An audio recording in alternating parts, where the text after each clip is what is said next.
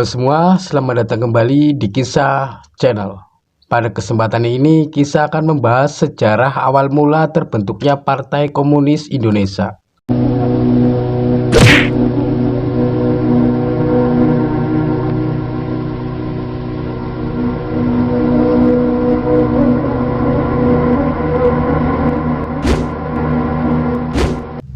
PKI adalah partai politik yang dibentuk pada 23 Mei 1914. PKI sempat menjadi salah satu partai terbesar di Indonesia, sebelum akhirnya dibubarkan pada tahun 1965 karena dicap pemberontak negara setelah peristiwa G30 SPKI. Setelah itu, eksistensi PKI juga dilarang pada tahun berikutnya.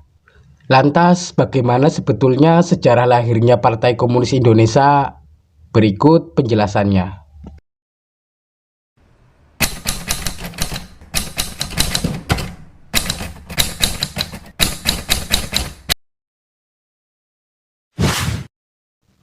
Berdirinya PKI diawali dengan organisasi komunis yang didirikan oleh Henk Sneevliet pada tahun 1914.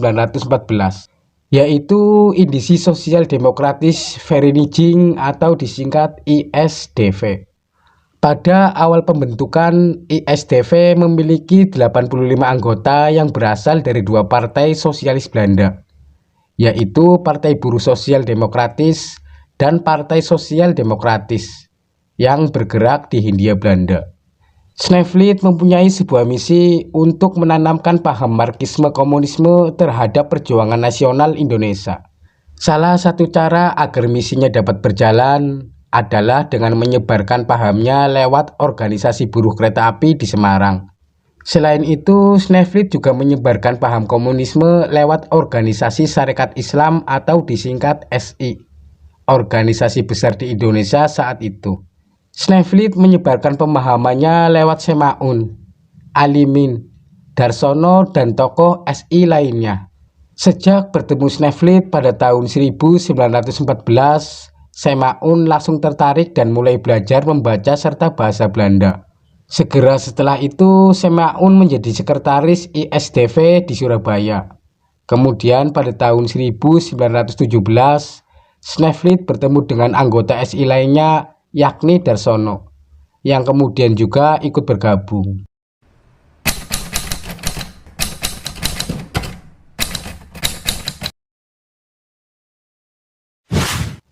Pada perkembangannya, Semaun dan rekan-rekannya berniat untuk mengubah perjuangan Sarekat Islam ke arah komunis. Namun hal ini tentu tidak langsung diterima begitu saja oleh anggota SI lainnya, hingga akhirnya timbullah perpecahan. Munculnya PKI merupakan akibat dari perpecahan pada tubuh Sarekat Islam menjadi dua kubu, yaitu Sarekat Islam Merah atau komunis dan Sarekat Putih agamis. Semaun bersama anggota Sarekat Islam Merah dan tokoh komunis kemudian mengadakan Kongres ISDV di Semarang pada Mei 1920. Hasilnya nama ISDV diubah menjadi Perserikatan Komunis Hindia atau disingkat PKH, yang diketahui Semaun dan Darsono sebagai wakilnya, sedangkan yang menjabat sebagai sekretaris dan bendahara adalah orang Belanda. 4 tahun kemudian, yakni pada 1924, PKH mengadakan Kongres Kominter kelima yang menghasilkan perubahan nama dari PKH menjadi Partai Komunis Indonesia.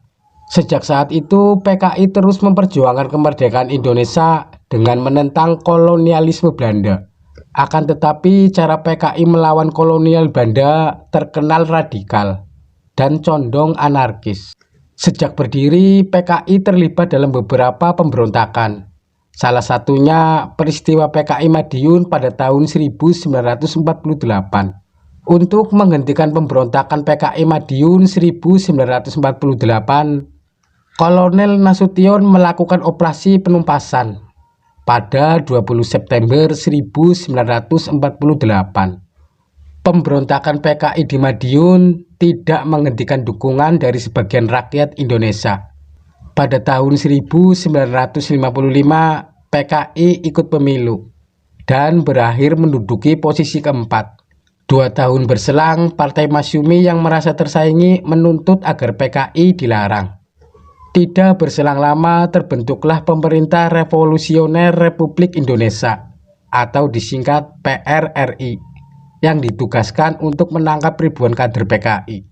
Mengetahui peristiwa ini, Soekarno yang mendukung sayap kiri mengeluarkan Undang-Undang Darurat. Pada tahun 1960, Soekarno menyetuskan slogan Naskom atau Nasionalisme, Agama, dan Komunisme. Lewat Naskom, PKI pun dilembagakan oleh Soekarno.